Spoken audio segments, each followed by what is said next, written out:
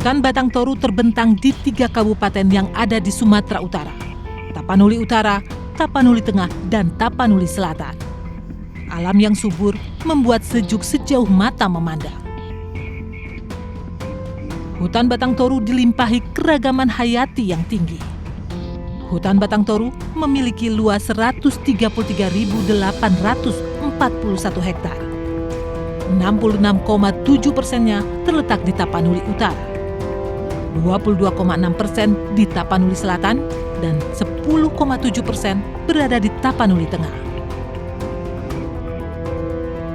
Berdekatan dengan hutan ada 600 hektar area penggunaan lain (APL) yang kini sedang dibangun proyek pembangkit listrik yang dikenal dengan PLTA Simarboru, Sipirok, Marancar, Batang Toru. Kalau manfaat energi sendiri, PLTA ini memang direncanakan oleh pemerintah untuk mensubstitusi kebutuhan listrik di wilayah Sumatera Utara, khususnya pada saat peakers ya. Jadi karena kita tahu bahwa selama ini Sumatera Utara masih menggunakan sumber daya listrik yang berasal dari diesel untuk hal itu. Nah, harapannya ke depan dengan hadirnya PLTA ini, kebutuhan listrik di Sumatera Utara khususnya pada saat peaking time itu terpenuhi. PLTA Simarboru digadang-gadang mampu memproduksi listrik 510 MW. Ini menjadi salah satu strategi pemerintah dalam mengejar target pemenuhan 35.000 MW listrik nasional. Berdirinya PLTA Simarboru ini sempat menuai polemik karena dianggap mengganggu lingkungan, terutama kawasan hutan Batang Toru.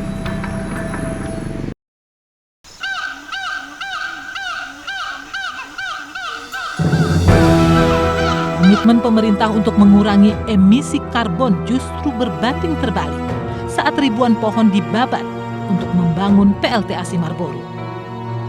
Lalu, apa saja dampak yang terjadi pada pembangunan PLTA Simarboru ini? Sejumlah temuan lapangan saat tim delik meliput menjadi catatan penting. Dampak lingkungan atas pembangunan PLTA Batang Toru diantaranya hilangnya lahan garapan warga, terganggunya nelayan sungai di hilir sungai Batang Toru, terganggunya habitat orang utan Tapanuli, dan konflik sosial warga sekitar proyek. Tak hanya itu, pembangunan PLTA ini juga harus menghadapi ancaman kondisi geografis. Setidaknya 4 patahan aktif berada di dekat lokasi pembangunan proyek PLTA Simarboru. Sangat penting untuk menjelaskan ini kepada publik. Ya, semua potensial dampak ini sebetulnya harus dijelaskan sebelum pembangunan dan ketika membangun dan pasca pembangunan. Jadi sosialisasi ini ada 3 tahap untuk disampaikan dan publik berhak tahu ya dampak dari semua pembangunan yang berskala besar bagi kehidupan mereka di tingkat tapak. Sementara itu dari hasil penelusuran kami, ada banyak persoalan lahan yang belum tuntas. Kebun dan lahan yang sudah digarap warga puluhan tahun harus tergusur. Meski mendapat uang pengganti, tidak semua warga puas dan rela kehilangan kebun. Beberapa yang kami temui bahkan mengatakan proses ganti rugi lahan belum juga rampung. Ferdinand Nainggolan misalnya, warga kecamatan Batang Toru ini harus kehilangan lahan tanpa diketahui tiba-tiba 20 hektar lahannya telah berganti kepemilikan. Sementara kami masyarakat, ketika kami mengajukan komplain kepada perusahaan, kami harus menunjukkan surat bahwa ini kepemilikan kami. Tetapi perusahaan selalu mengatakan sudah bebas tapi tidak pernah menunjukkan surat-surat dari kepemilikan mereka. Nah, sampai sekarang pun surat dari perusahaan itu, kata yang sudah dibebaskan itu tidak pernah kami lihat satu kali pun. Ferdinand hanya satu dari banyak warga yang merasa dirugikan atas pembebasan lahan ini. PT North Sumatra Hydro Energy (NSHE) sebagai pelaksana proyek justru mengklaim sebaliknya. Mereka telah memiliki bukti pembebasan lahan dan prosesnya dilakukan secara transparan. Saya kira hampir semuanya sudah selesai, kecuali belakangan barangkali kalau ada tambahan-tambahan baru, ya tentu itu ada prosesnya. Tapi secara umum itu hampir semua saat ini sudah hampir disertifikat. Jadi kurang lebih sekitar 5 hektar yang masih dalam proses sertifikat itu. Pegiat lingkungan dari Wahana Lingkungan Hidup Walhi Sumatera Utara, Dana Tarigan menilai ganti rugi pembebasan lahan warga seringkali tidak melibatkan masyarakat adat. Informasi pembebasan lahan kepada warga juga sangat minim. Jadi sebenarnya dari awal kita masih meragukan klaim bahwa semua persoalan tanah di situ sudah selesai, karena belum tentu juga semua masyarakat adatnya itu merasa memang sudah terlibat dan sudah dilibatkan dalam proses pembangunan ini atau diinformasikan lah minimal. Lalu ganti rugi lahan juga yang memang dari awal kalau nggak dikampanyekan memang nggak diurus juga. Kami juga berjumpa dengan Kasduar Harahap, warga Gunung Hasahatan yang lokasinya berdekatan dengan proyek PLTA. Tanah warga di kampung ini hanya dihargai Rp8.000 per meter.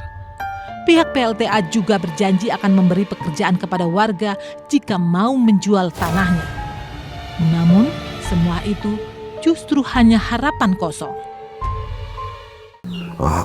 Seperti yang dikatakan dulu orang teteh, nanti kalau kalian kasih tanahnya itu, nanti kalian semuanya makmur di sini, bekerja, bikin ternak, bikin apanya itu, kolam ikan apanya itu. Nah, itu janji mereka. Sekarang nggak ada sama sekali. Cuma yang dikasih orangnya itu hanya susu 1 kali 4 bulan itu. Apa susu apalah itu, kolesterol apanya itu. Karena aku nggak mau minum susunya itu. Janji soal kesempatan kerja oleh pihak PLTA juga pernah sampai ke Derlan, Huta Barat. Sayangnya perjanjian kesempatan kerja tersebut tidak tertulis. Pada waktu itu ada perjanjian dulu, tapi tidak tertulis.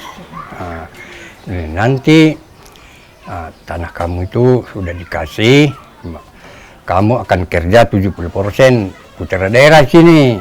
Sampai sekarang cuma 7-8 orang yang kerja dari sini sekarang. Nanti bagaimana kami meningkatkan ikut-sertakan tanah kami sudah kami kasih. Nggak ada lagi pekerjaan kami di sini.